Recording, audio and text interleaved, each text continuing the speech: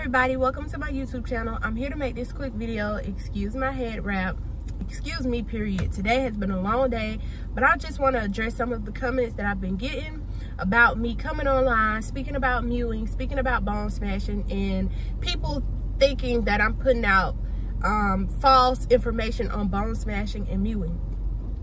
Is it real? Is it fake? She doesn't know what she's talking about. You know, just comments like that. You guys are right in your wrong, because you know, I didn't go to school for, you know, any of this or anything like that, but I am speaking from experience. Like, you could take a doctor, an OBGYN that has kids and an OBGYN that doesn't have kids. They both can deliver your child, but one will be a little bit more in tune with what's going on because she has a child. I'm just going to give you all a quick story because I like giving people analogies so that they can, their minds can like tap into what it is that I'm saying. So, because I work good with analogies. When people when they're talking to me about something that I don't really know anything about, if they can kind of like transfer over to something else that I do know about and then tie it in some type of way together, it gives me like some type of understanding. So like years ago, I never smoked, okay? I'll just say that I never smoked, okay? And people, this was in high school, people that I went to school with, they did smoke. And so they would come to school sometimes and they would be high, and like my friends would be like, "You high, I know you high," da, da, da. And I just be like, how do you know that they high? Like, how do you know that? Like, you just looking at this person, you could tell that they high. I had never smoked weed. I did not know. It's like, you could just tell that they high. Plus, they smell like weed. You don't smell that? I'm like, no, I honestly don't, because I didn't know anything about it. I just could not pinpoint what was going on because I knew nothing about it. Just like if you take a teacher. If a teacher smoked weed, or a teacher knew about weed or knew what it smelled like or had any dealing with weed, they could call you out. They could be like, somebody in my class been smoking weed and I'm gonna send y'all to the principal office. Versus a teacher that didn't know anything about weed. You could come to class smelling like weed, smoking weed, probably selling weed, and guess what? They wouldn't know what was going on because they weren't involved with that type of stuff. So they were clueless as to what was going on. So I said all of that to say, but once I started smoking weed, I don't smoke weed now. This was a while ago. I had some friends and we smoked some weed one day, and I started doing it for about a couple of months strong. And I was just like, when I would see other people high, or if I smelled it, or I could just tell what was going on immediately, because I could, you know, I could kind of like, I was in touch with that. So I could pick it up, if that makes sense. So I said all of that to say, because I've known people that mewed, I would see people doing it all the time. Like I told you, I had a grandmother that was the beautifulest woman I've ever laid my eyes on in real life. And she was a natural mewer. And I literally saw her live by example. Like, I watched her do certain things. And when I saw mewing, now, I don't even remember the exact moment when I found it or it was brought to my attention. But I knew from that moment, I said, that was the piece I was missing. I knew it. I knew that mewing was that piece. Like, I knew it. I just knew it because I had seen my grandma do it all the time. I would see her do it all the time, but I didn't know what she was doing. And when I would ask her what she was doing, she would say what she was doing, but it still didn't make sense, and I still didn't get it, and I still didn't understand. But it took me to grow up and have to experience certain things and then go out and search for certain things for me to find it.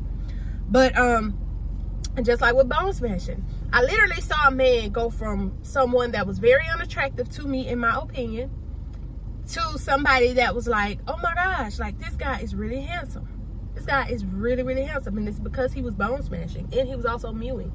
But bone smashing is the reason why I don't advocate for bone smashing on my channel as much as I do mewing. I still talk about it because it's something that I do implement, and I do want you guys to know about it. But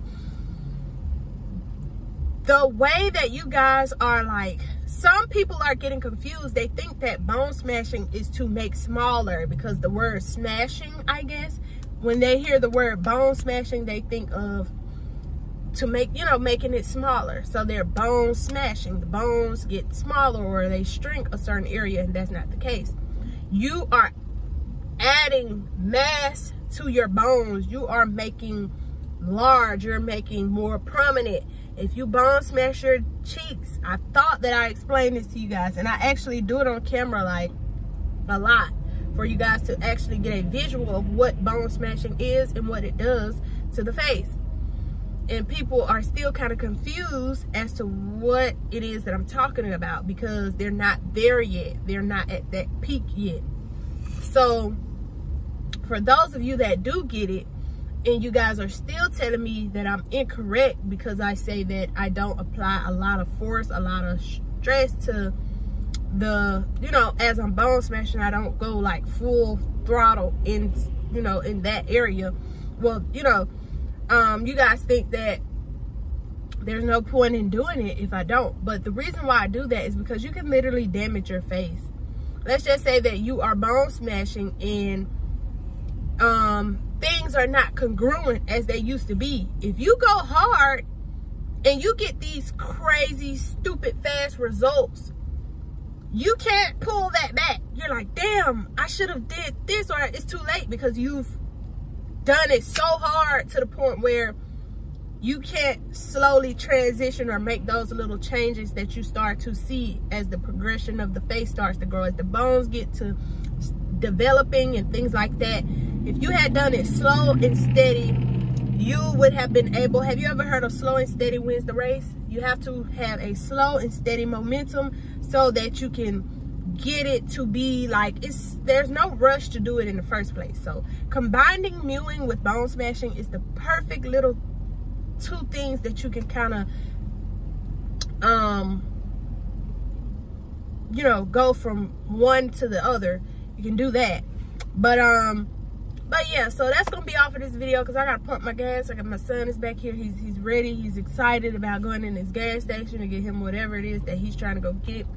So I want you guys to know that taking your time in applying these techniques in a very like slow and steady way will give you the best results, in my opinion. So please don't be irritated, because I'm seeing people in the comments say, well, what's the point of da da da da? Like I said before, Amir, sit down, sit down. I'm not done yet. I'm almost done. Like I said before, people that wear makeup, the beauty blender thing, they're not applying like crazy pressure to their face, but they're doing it every day. They're just lightly doing it. And the thing about applying makeup is, when you apply makeup, you are enhancing what you already have, and you are making the face congruent and as symmetrical as possible. And that's perfect for bone smashing. So, you know, a woman that wears makeup would know the perfect ideal spots to target, because she's doing her makeup on a consistent basis. Go watch some of these YouTube tutorials on these girls doing their winged eyelashes. They use tape and all type of stuff to get their face as congruent and as symmetrical as possible. They know what points they're trying to highlight. Just like with the nose. I've seen a woman with the nose, a Jackson 5 nose, to Cardi B nose, or who else has a Michael Jackson nose, okay? So you can contour your nose to look as slim as you want to. So you can do that same technique with bone smashing the nose. If you want to get a taller bridge, you can actually you know, make the bridge of the nose grow. So whatever it is that you want to do or you're trying to do, go for that. And for the people that's saying God give beauty to this people in the world and all, they're born with it. But okay, that's probably very much true. But it's things that they can work on too. I'm pretty sure there's something aesthetically not pleasing that they can work on. Like, even if they're the most perfect of the perfect of the perfect, there's still something. You know what? I'm not gonna say that, because perfect, it's it's fluid. It can vary, because some people do feel like they're already perfect. I'm one of them people. I feel like I'm perfect just the way I am. I get up and I can do whatever. I can not wear makeup. There was a time when I felt like I had to wear makeup every damn day to go out. Now I don't do that. It's some people, it varies, but I'm one of those people. I'm a perfectionist. Okay, so I don't give a damn what it is. I'm gonna start, if y'all would like for me to do like a vitamin supplement video, like all of the supplements and vitamins that I take and all of the like different soaps and different things that I use, please drop that down in the comment section, because I want to hear some of the things that you guys use, because I'm still finding stuff. I enjoy that. Like, this is the type of stuff that I enjoy. So maybe that's why it's like a thing for me, and other people are like, girl, relax, chill out, it's not that deep. But it's just something that I like and that I enjoy doing, and I enjoy making other people feel good about themselves, like, because I know how that feels to feel down about yourself and not have people, other people may see you as a certain way, but you don't feel that way about yourself. So it's important for you to feel that way about yourself. Fuck what everybody else saying. I'm sorry, excuse my language, I'm so sorry.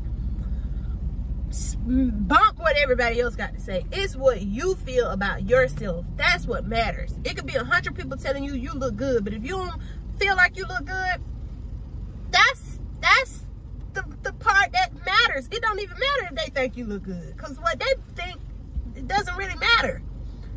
But once I started to feel good about myself, I was able to accomplish so many things, and I ain't even scratched the surface. So you guys, y'all getting it while it's hot. No, I'm gonna forever be hot. Let me stop. But y'all getting it when it's fresh. Let's say that. I'm gonna always be fresh. No, I'm not gonna use that word either. But anyway, just know y'all getting the best of the best, and y'all don't even know it. But some of y'all do, because some of y'all be telling me like how y'all subscribe to my channel because y'all find it so interesting and y'all love this and y'all love that. But I want y'all to know, self-love is the best love. If you don't love yourself, you can't expect nobody else to love you, because you don't even love you. How you want me to love you and you don't love you? I know it don't sound crazy. It sounds good, because if you want somebody else to show you love and take care of you in a certain type of way, you gotta do it for you first. You gotta love yourself enough to do it for you first. I don't care what you think you got going on. But yeah, that's gonna be off this video, because it's about to be 15 minutes long, and I don't have time for that. Now you can tell him peace out and bye, because he been harassing me to get up here and turn this camera off. Turn it off. Oh Lord, no, just hit the button. Hit the button. I am trying.